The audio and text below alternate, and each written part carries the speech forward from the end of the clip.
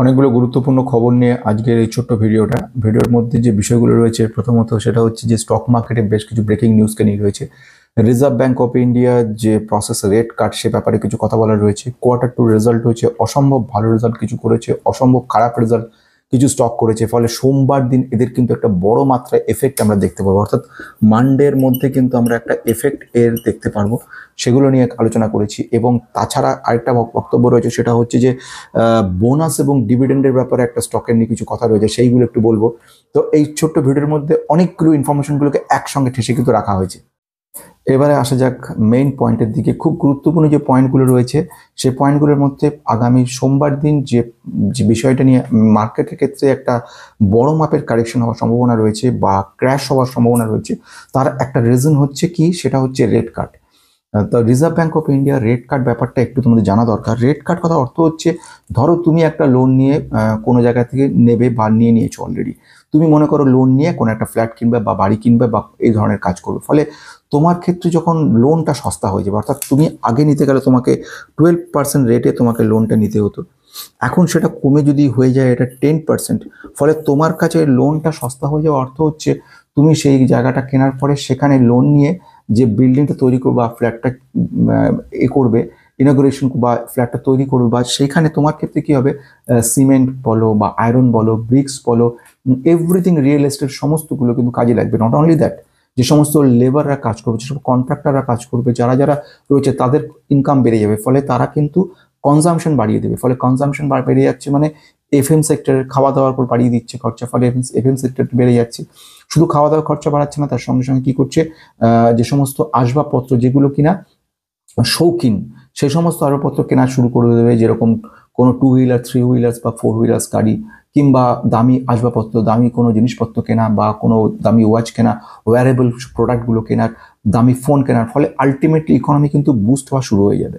তো এই সমস্ত কারণগুলোর জন্য কিন্তু রেট কাট একটা বিরাট বড় ভূমিকা নেয়, এবং ইকোনমি গ্রোথ হওয়ার পেছনে রেট কাট একটা বড় জায়গা রয়েছে।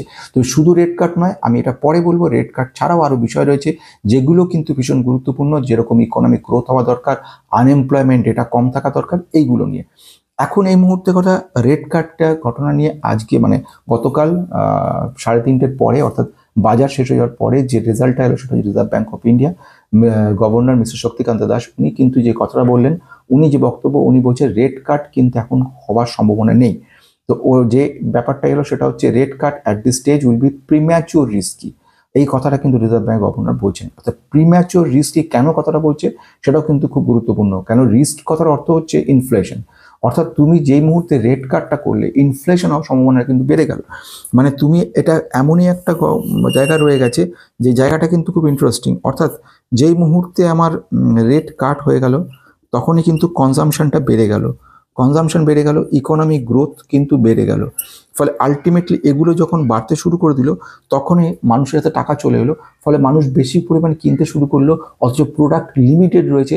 ফলে ইনফ্লেশনটা বেড়ে গেল। আগে এই পেনটার দাম 15 টাকা ছিল, কিন্তু পরবর্তীকালে মানুষের যখন প্রচুর পয়সা চলে এলো, তখন এটা 25 টাকা দিতে কেউ কার্পণ্য বোধ করলো না। ফলে যারা বিক্রি করতে এসেছিলার, তারা কি করলো, 25 টাকা দিয়ে বিক্রি করলো। ফলে দাম কিন্তু 10 টাকা বেড়ে গেল, প্রায় 45% মতো কিন্তু জাম্প করে গেল দাম। ঠিক এখানেও ঠিক সেম ছোট্ট জিনিস দিয়ে বললাম, গোটা ইকোনমি ক্ষেত্রে সারা ভারতে এই ব্যাপারটা চালু হয়েছে। ফলে ইনফ্লেশনটার একটা বড় জায়গা কিন্তু তৈরি হয়ে গেল। ফলে আমি যে কথাটা বলছিলাম, যে আগামী সোমবার দিন এর একটা এফেক্ট পড়বে, কারণ এক্সপেকটেশন করে রেখেছে অনেকে যে আগামী দিনে মার্কেট কিন্তু মানে ওঠার সম্ভাবনা রয়েছে, রেট কাট হলে ইকোনমি গ্রোথ হবে। ফলে যে নেগেটিভিটিটা ছিল, চায়নার মার্কেটে এফআইআর চলে যাচ্ছিল, এখন সেটা থেমে যাবে। ফলে এই ধরনের নেগেটিভিটি, এই জায়গাটাকে আটকানো যাবে, এইসব কিন্তু অনেক ইনভেস্টর ভেবেছিল, ট্রেডাররা ভেবেছিল। ফলে কিন্তু সেটা না হওয়ার কারণে কিন্তু সোমবার একটা এফেক্ট আমরা দেখতে পারবো। সেকেন্ড ওয়ান, ইনফ্লেশন বেড়ে যাওয়ার ভয়টা কিন্তু রিজার্ভ ব্যাংকের কাছে বিরাট। কারণ ওরা যেটা বলছে যে ইনফ্লেশনকে আটকানোটা খুব মুশকিল, এবং ইনফ্লেশনকে আটকাতে গেলে আমাদের যে জায়গা আমরা নিয়ে এসেছি সেটা থেকে কিন্তু বেরিয়ে যাবে। ফলে রেট কাট আমরা করছি না। ফলে আগামী ডিসেম্বর পর্যন্ত যেটা দেখছি, ডিসেম্বরের মধ্যে রেট কাট হওয়ার কোনো সম্ভাবনা নেই। তো ওরা যেটা বক্তব্য ওখানে বলছে, Das has repeatedly said the Reserve Bank of India wants to see the inflation settling around the 4% target level as on durable basis before considering a cut. অর্থাৎ আমি যে কথাটা বলছিলাম, একটা রেট কাট হওয়ার আগে আমাদেরকে কিন্তু একাধিকবার কনসিডার করতে হবে যে কি সিচুয়েশনে দাঁড়িয়ে রয়েছে, কোথায় রয়েছে, টার্গেট লেভেল কি রয়েছে, এই মুহূর্তে যেটা দাঁড়িয়ে আছে ইনফ্লেশন 4%, সেটা কিন্তু চেঞ্জ হওয়ার সম্ভাবনা আছে। ফলে এটা একটা জায়গা তৈরি করছে। ওনার বক্তব্য অনুযায়ী যে আমরা we have to see what is the outlook, মানে outlook on inflation for the next 6 month or 1 year. মানে আমরা আগামী 6 মাস থেকে 1 বছর পর্যন্ত অপেক্ষা করবো দেখার জন্য যে ইনফ্লেশন লেভেলটা কি, তারপরে আমরা রেট কাটের ব্যাপারে ডিসিশনটা নেব। ফলে এটা কিন্তু একটা মার্কেটের একটা এফেক্ট হওয়ার সম্ভাবনা রয়ে গেছে। নেক্সট পয়েন্ট চলে যাব আমরা পরের দিকে। আরেকটা গুরুত্বপূর্ণ পয়েন্ট, সেটা কিন্তু খুব মজাদার, সেটা হচ্ছে ব্যাংকিং সেক্টর। ব্যাংকিং সেক্টরের ক্ষেত্রে কিন্তু একটু পজিটিভ। আমি বহুদিন ধরে যেটা বলছিলাম, প্রেজেন্টে তার একটা এফেক্ট হয়েছে যে অনেকে যেটা কথাটা বলছিল যে লিকুইডিটি প্রবলেম ব্যাংকের ক্ষেত্রে চলে এসছে, বা যে কারণের জন্য ম্যাক্সিমাম লোক স্টক মার্কেটে টাকা রাখছে। ব্যাপারটা কিন্তু তা নয়, ব্যাপারটা একেবারে তা নয়, এবং তার রেজাল্ট দেখছে এখন। কিন্তু এইটা মানে ভেবো না রেজাল্টটা এখন মার্কেট পড়েছে বলে সবাইকে টাকা রাখছে, তা না। এটা কিন্তু গত 6 মাস আগে থেকেই লোকে টাকা রাখছে। যেটা আমরা ভাবছিলাম সেটা কিন্তু নয়। অ্যাক্সিস ব্যাংকের রেজাল্ট বেরিয়েছে গতকাল, দেখলাম রেজাল্ট এক্সেপশনাল গুড করেছে, এবং তার ফলে আলটিমেটলি নিফটি যে মুভমেন্টটা ছিল, অনেকেই ভাবছিল যে নিফটি পড়ে আবার উঠে গেল কেন। তার কারণ কিন্তু এই একটা গুরুত্বপূর্ণ পয়েন্ট রয়েছে, অর্থাৎ এই সময় নিফটি আমরা যেটা দেখতে পেলাম প্রায় 113 পয়েন্ট কিন্তু আপ হলো, অর্থাৎ 24,863-তে এখন কি দাঁড়িয়ে রয়েছে, মানে 113.55 পয়েন্ট কিন্তু আপ হয়েছে। এবং তার পিছনে কারণ ব্যাংকিং সেক্টর বলতে অ্যাক্সিস ব্যাংকের রেজাল্ট এক্সেপশন হয়েছে। রেজাল্টটা কি সেটা আমি পরে বলছি। এর সঙ্গে আইসিআইসিআই ব্যাংক যেহেতু অ্যাক্সিস ভালো করেছে, এক্সপেক্ট করছে আইসিআইসিআই, এইচডিএফসি ব্যাংকের রেজাল্ট আজকে আসবে। তো সুতরাং এক্সপেকটেশন খুব ভালো থাকার কারণে এই জায়গাটা পজিটিভিটি দেখা গেছে, নাহলে কিন্তু নিফটি আজকে অনেকটাই পতন হওয়ার কথা ছিল।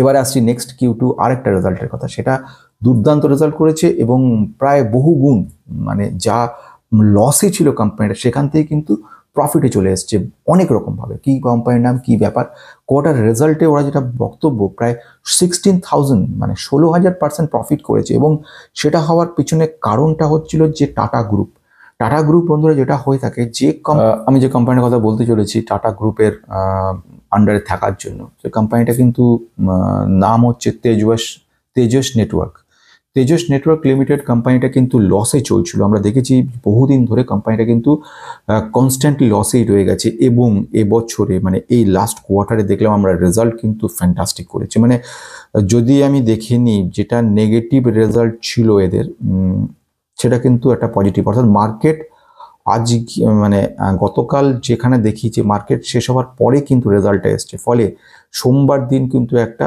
বড় জায়গায় চেঞ্জ হওয়ার সম্ভাবনা রয়েছে। যদিও আজকে কিন্তু দেখলাম মার্কেটে কিন্তু এই স্টকটা ভালো রিটার্ন দিচ্ছে, 5%-এর উপর জাম্প করেছে, কিন্তু এটা কিছুই না, কারণ রেজাল্ট পার্সেন্টেজও হিউজ।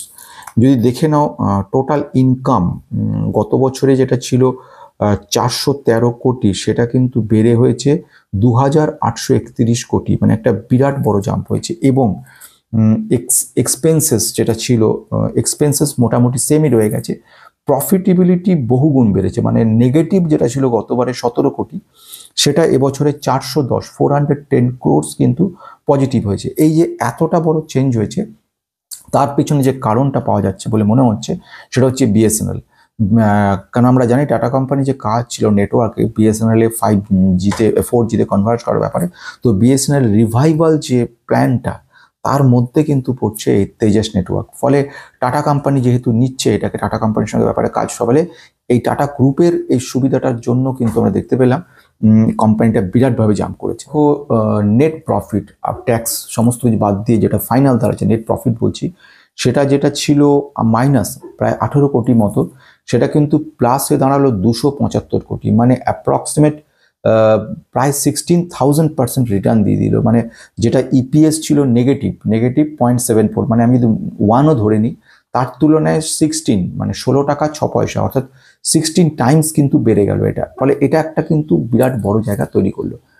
অ্যাক্সিস ব্যাংকের কথা যেটা বলছিলাম সেটা দিয়ে এবার শুরু করা যাক। অ্যাক্সিস ব্যাংকের রেজাল্ট কিন্তু এক্সেপশনালি গুড করেছে, এবং এটা একটা বিরাট বড় জায়গা তৈরি করেছে। ওরা মানে একদিনে অ্যাক্সিস ব্যাংক কিন্তু 5.75% কিন্তু জাম্প করেছে, এবং তার পিছনে যে এক্স্যাক্ট রিজন ছিল Q2 রেজাল্টে প্রফিট আফটার ট্যাক্স কিন্তু বেড়েছে প্রায় 18%, এবং এটা যেটা অনেকে বলছিল যে লিকুইডিটি কমে গেছে, বা অনেক স্পেশালিস্টও বলছিল ম্যাক্সিমাম টাকা এসে ইকুইটি ফান্ডে জমা হচ্ছে। রেজাল্ট কিন্তু এখনকার নয়, এই রেজাল্ট কিন্তু, এই যে রেজাল্ট এখন এলো, এটা কিন্তু 6 মাস আগে, আমাদের 3 মাস আগে যে কোয়ার্টারগুলো ছিল সেই অনুযায়ী কিন্তু টাকা আসছে।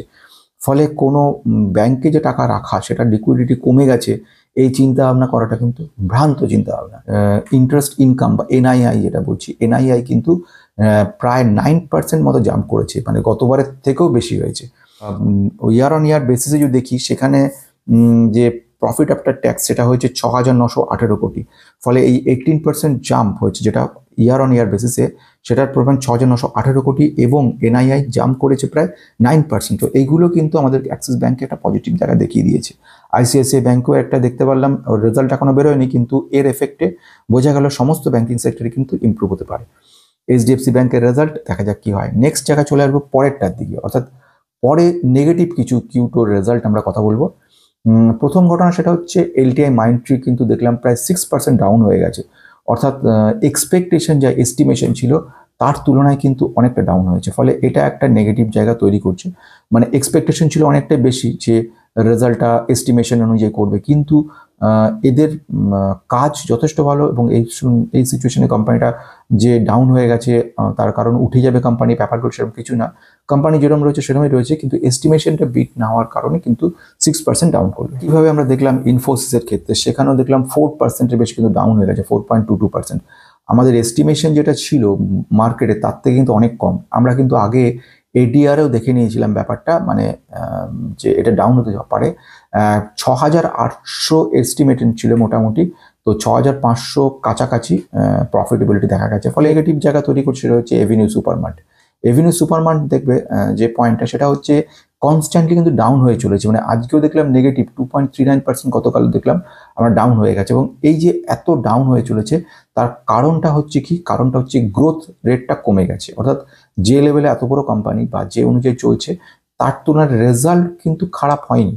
রেজাল্ট কিন্তু খারাপ নয়, খারাপটা হচ্ছে কম্পিটিশন। এই যে কম্পিটিশনে ম্যাক্সিমাম যে সমস্ত কোম্পানিগুলো রয়েছে, আদার যে কোম্পানিগুলো, এগুলো যেরকম ট্রেন্ড কিন্তু দারুণভাবে কাজ করছে। ট্রেন্ড মানে এই সিচুয়েশনে ডিমার্টকে ছাড়িয়ে গেছে। আদার যারা রয়েছে অনলাইন শপিং ব্যাপারটা কিন্তু খুব বেশি মাত্রায় হচ্ছে, অনলাইনে ব্যাপারটা কিন্তু এদের পাওয়ারফুল নয়, তো কিন্তু এখানে একটা বড় ভূমিকা পালন করছে। ফলে একদিকে গ্রোথ রেট কমে গেছে, অনলাইন শপিং ব্যবস্থা ভালো নেই, প্লাস ব্রোকার, এরা সবাই মিলে কিন্তু ব্যাপারটাকে টেনে নামানোর চেষ্টা করছে। ফলে এটা একটা নেগেটিভিটি আমরা দেখতে পেলাম।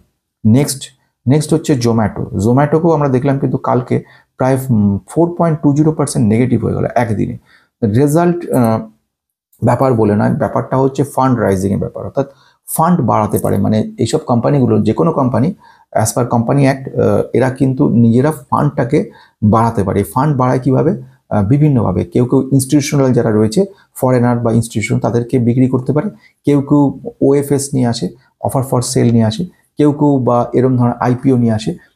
এইগুলোর জন্য কিন্তু ফান্ড রেজ করা যায়। তো এই মুহূর্তে যেটা বক্তব্য, সেটা হচ্ছে যে জোম্যাটো 22 অক্টোবর কিন্তু প্রায় 8,500 কোটি টাকা কিন্তু ফান্ড রেজ করতে চলেছে ইনস্টিটিউশনাল যারা শেয়ার হোল্ডার তাদের থেকে। ফলে রেজটা খারাপ ব্যাপার না, কিন্তু কি দামে ফান্ডটা রেজ করবে, অর্থাৎ যে দাম এই মুহূর্তে আছে তার থেকে কতটা কমে ওরা ছাড়বে সেটা, বা সেম রাখবে কিনা, এটা কিন্তু। তো এই যে ব্যাপারগুলো রয়ে গেল। নেক্সট চলে আসবো পরের খবরটার দিকে, সেটা খুব ইন্টারেস্টিং আবার। সে খবরটা হচ্ছে বোনাস আর ডিভিডেন্ড ব্যাপার নিয়ে রয়েছে। সেখানে কি খবর রয়েছে? মাজাগাঁও ডকের কথা বলবো। মাজাগাঁও ডককে নিয়ে অনেকে বলছিলেন, মাজাগাঁও ডক শিপ বিল্ডিং, এই কোম্পানি দারুণ ভালো কোম্পানি, বিজনেস যদি দেখো, সাবমেরিন তৈরি করছে বা শিপ বিল্ডিংয়ের কাজকর্ম করে, বিদেশের সঙ্গে প্রচুরভাবে কোলাবোরেশন রয়েছে, এবং ফ্রান্সে কিন্তু বেশ কিছু প্রোডাক্ট এরা এক্সপোর্ট করতে চলেছে, মানে সারা বিশ্বের কিন্তু কম বেশি আস্তে আস্তে এক্সপোর্টটাও বাড়ছে। ইন্ডিয়ান যে নেভি, সেখানে কিন্তু প্রচুর বড় অবদান রয়েছে এই মাজাগাঁও ডকের। তো মাজাগাঁও ডক শিপ বিল্ডার কথা বলছি। এদের যে বক্তব্য সেটা হচ্ছে প্রেজেন্টলি এই অক্টোবর 22 তারিখে বোর্ড ঠিক করেছে যে স্প্লিট, মানে স্টকটা স্প্লিট করার কথা রয়েছে, এবং ডিভিডেন্ডের ব্যাপারে কথা রয়েছে। তো ফলে এই খবরটা আসার সঙ্গে সঙ্গে আমরা দেখতে পেলাম প্রায় 8%-এর মতো কিন্তু স্টকটা জাম্প করে গেল। এর আগে কিন্তু এই 22 তারিখে কিন্তু এই কনফার্মেশন ব্যাপার নয় যে হবেই হবে, এই ব্যাপারটা রয়েছে যে আলোচনা রয়েছে, এবং ডিভিডেন্ড হবেই। স্প্লিট হওয়াটা না হওয়াটা কিন্তু টোটালি ডিপেন্ড করছে অভ্যন্তরীণ ব্যাপারের উপরে। কারণ আমরা তো এর আগেও দেখেছিলাম হিন্দুস্তান অ্যারোনটিক লিমিটেডের ক্ষেত্রে, বা মুথুট ফিনান্সের ক্ষেত্রে আমরা দেখেছিলাম, বা অন্য কোম্পানি আয়রন কর্নের ক্ষেত্রে দেখেছিলাম, এইরকম ধরনের অনেক কিছু কোম্পানির ক্ষেত্রে আমরা দেখেছিলাম যে তারা ক্যান্সেল করে দিয়েছিল। ফলে সেটা যদি হয়ে থাকে তাহলে কিন্তু আবার একটা নেগেটিভ ইম্প্যাক্ট আমরা দেখতে পাবো 22 তারিখের পরে।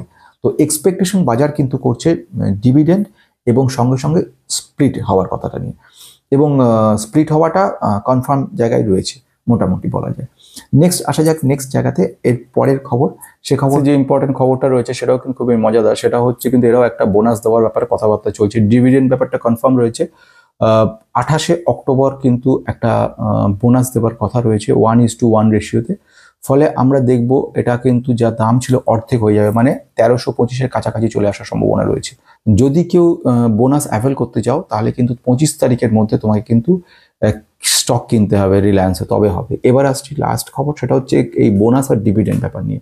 এই বোনাস, ডিভিডেন্ড বা স্প্লিট এগুলোর চক্করে থেকে কিন্তু আমরা কখনো কিনবো না, মানে আজ বলে না কোনো দিনই কোনো স্টক আমরা কিন্তু ডিভিডেন্ড দিচ্ছে, স্প্লিট দিচ্ছে বা বোনাস দিচ্ছে বলে এখনই আমি ছাপাতে যাবো, এরকম বোকামো কাজ কখনো করবে না। কেন করবে না?